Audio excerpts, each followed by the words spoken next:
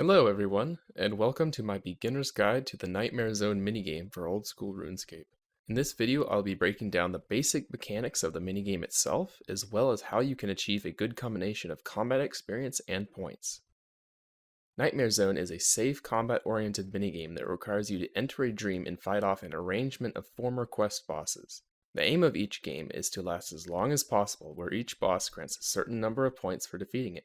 Once your supplies have run out and you are defeated, all the points from each boss you have defeated is combined, giving you your final point total that you can use to spend on a variety of rewards from the reward chest. Points can be then spent on Nightmare Zone specific potions, various resources that can be sold for a profit, and the ability to imbue specific items such as combat related rings, crystal equipment, salve amulets, and slayer helms.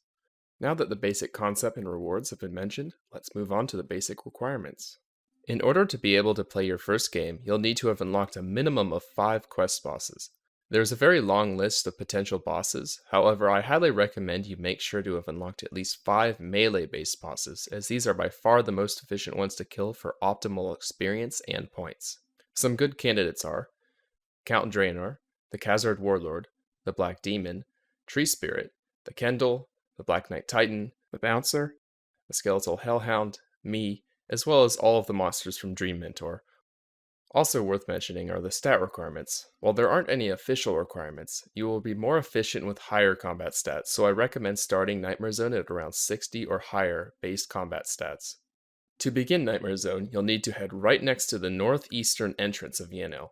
Besides just using a Yanel teleport, the best ways of getting there would simply to be using a Nightmare Zone minigame teleport located in your minigame teleports menu.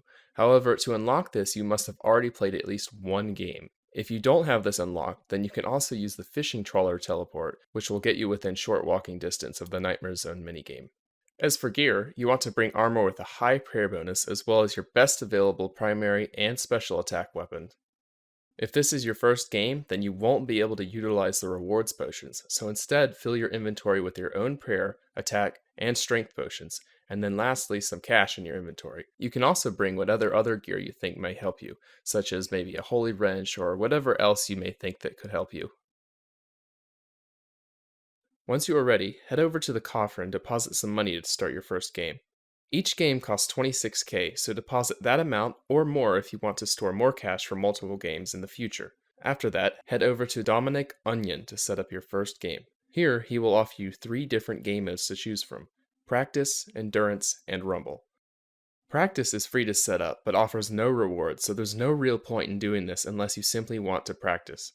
Endurance allows you to fight all of your unlocked quest bosses individually, and the game will end only after either you are defeated or you defeat all of the bosses.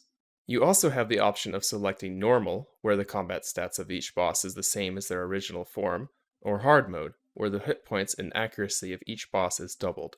This game mode does reward you with some points, but the fact that you don't have control over the bosses you fight makes this mode a little bit less efficient.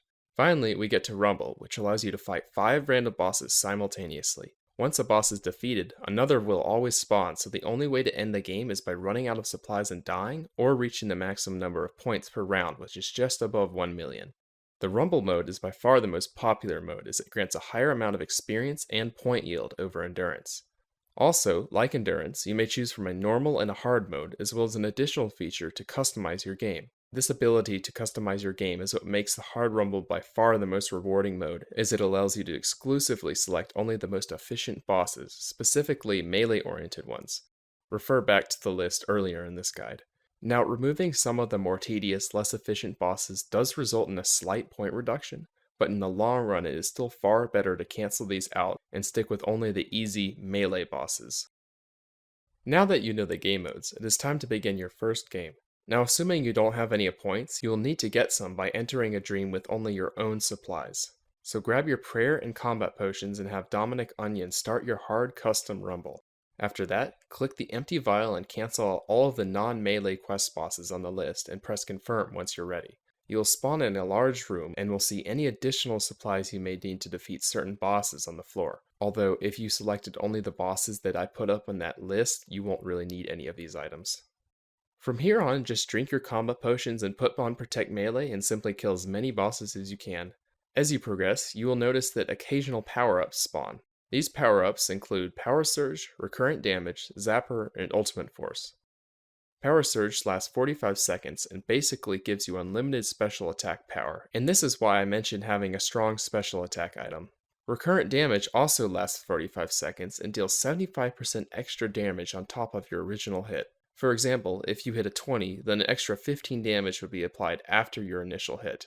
Zapper lasts 1 minute and will shoot all surrounding monsters for 1 to 8 damage. Just think of it like the Dwarf Cannon. Finally, Ultimate Force will automatically insta-kill all present monsters in the room.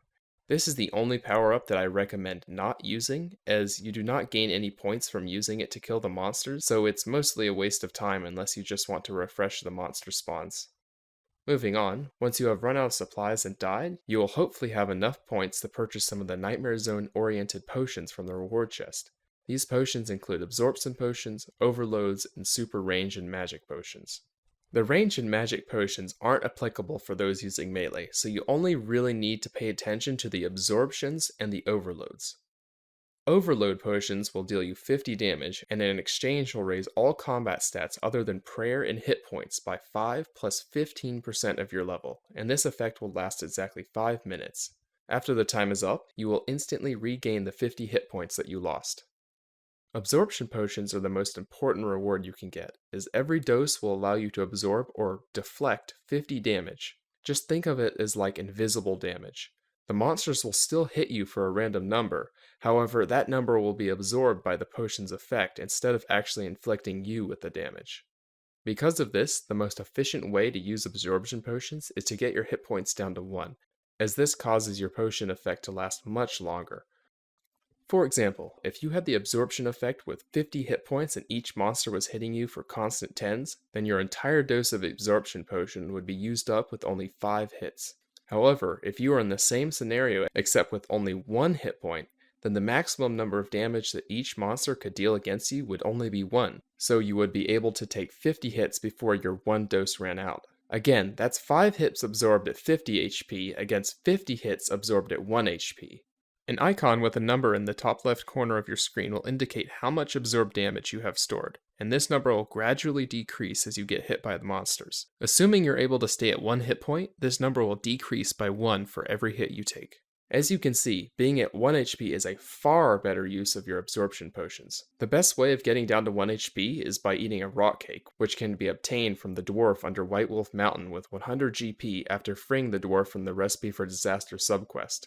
However, one more thing to note is that when lowering your hit points down, make sure you do it slowly so you don't accidentally die and waste your money.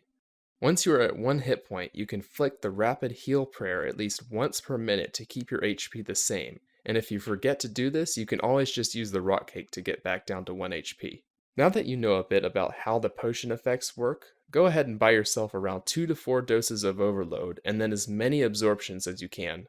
A good ratio of absorption to overload would be about 1 full absorption potion per 1 dose of overload potion.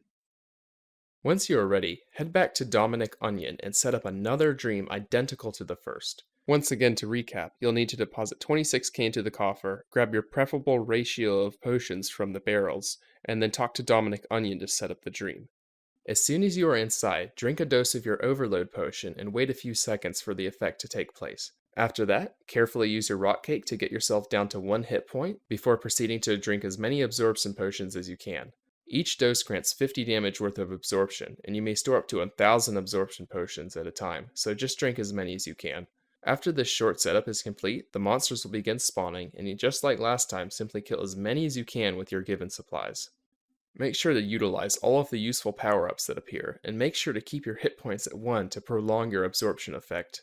One little tip that I have for improving the length of your absorption is to position your character so that you are being attacked by as few monsters as possible. Remember that with each invisible boss hit that you take, your absorption effect is being depleted faster and faster, so by limiting the number of hits you take, you are essentially prolonging your absorption effect, which in turn lengthens your overall trip.